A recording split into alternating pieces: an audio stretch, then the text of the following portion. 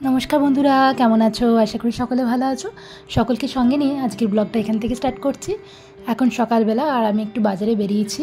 আজকে দিনটা হচ্ছে আমাদের 3rd অ্যানিভার্সারি, মানে আজকে 3 বছর পূর্ণ হলো আমাদের বিবাহবার্ষিকী। তো আমি এখন চললাম ঠাকুরের একটু ফুল নেব, আর তার সঙ্গে বাজারে টুকটাক একটু জিনিস কিনবো, আর দীপ্তেনের জন্য একটু গোলাপ কিনে নিয়ে আসবো। তো সেই জন্য এখন বেরোলাম। যদিও বলছিল যে না এখন এই রোদের মধ্যে বেরোতে হবে না, আমি বাজার যাচ্ছি, আমি গিয়ে নিয়ে আসবো। কিন্তু আমি আগে থেকেই প্ল্যান করে রেখেছিলাম যে তাড়াতাড়ি সকালে উঠে যে করেই হোক আজকে বাজারটা আমাকেই যেতে হবে, আর না হলে আর ফুলটা কেনা হবে না ওর জন্য। সবসময় ওকেই আমাকে ফুল দিতে হবে এরকম তো কোনো মানে নেই না। কখনো কখনো তো আমারও ইচ্ছা হয় যে আমি ওর জন্য ফুল নিয়ে আসবো। তো সেই জন্যই এখন বেরিয়ে পড়া আর কি। তবে এবারে বিশেষ কিছু প্ল্যান নেই, কারণ উইকডেজের মধ্যে আমাদের অ্যানিভার্সারিটা পড়েছে, আর যেহেতু এখন মান্থ এন্ড বলে দীপ্তেনেরও ভীষণ চাপ, তাই ছুটি কোনোভাবেই সম্ভব নয়।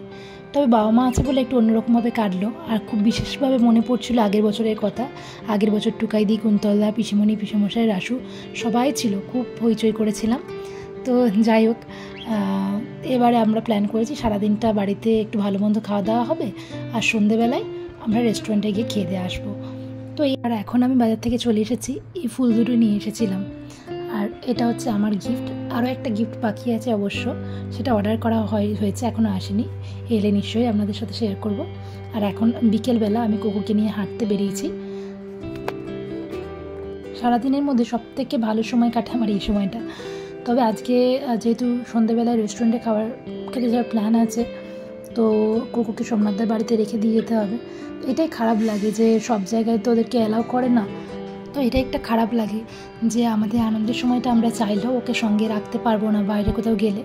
বাড়িতে অবশ্য আমরা একসাথে খুব আনন্দ করি, আর সেই জন্য সত্যি কথা বলতে আমাদের বাইরে বেরোনো এখন কমেই গেছে। এখন রেস্টুরেন্টে খেতে যাওয়া হয় না, করে শপিং মলেও খুব একটা যাওয়া হয় না। এই মারা এসেছে বলে এবার একটু যাওয়া হচ্ছে। অবশ্যই সেটা সোমনাথদার জন্য, সোমনাথদা কুকুরকে খুব ভালোভাবে রাখে, তাই সেটা সম্ভব। আর এখন আমরা চলে এসেছি রেস্টুরেন্টে রেডি হয়ে।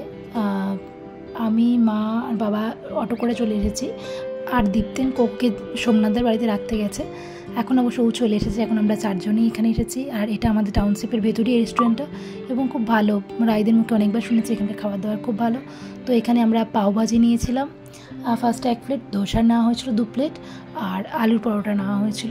সবগুলো খাবারই খুবই ভালো, তবে আলুর পরোটার তুলনামূলক আমার একটু কম ভালো লেগেছে, কিন্তু বাকি সব খাবার খুব সুন্দর ছিল। তো বন্ধুরা, আজকের মতো ভিডিওটা আমি এখানেই শেষ করছি। কিছু ছবি আপনাদের সাথে শেয়ার করলাম, ভালো লাগলে অবশ্যই লাইক করে দেবেন, আর কেমন লাগলো সেটা কমেন্ট করে জানাতে ভুলবেন না। আর দেখা হচ্ছে নেক্সট একটা ব্লগে। ততক্ষণ ভালো থাকবেন, সুস্থ থাকবেন, আর সাথে থাকবেন। ভালো লাগলে শেয়ার করবেন। Tata, good night.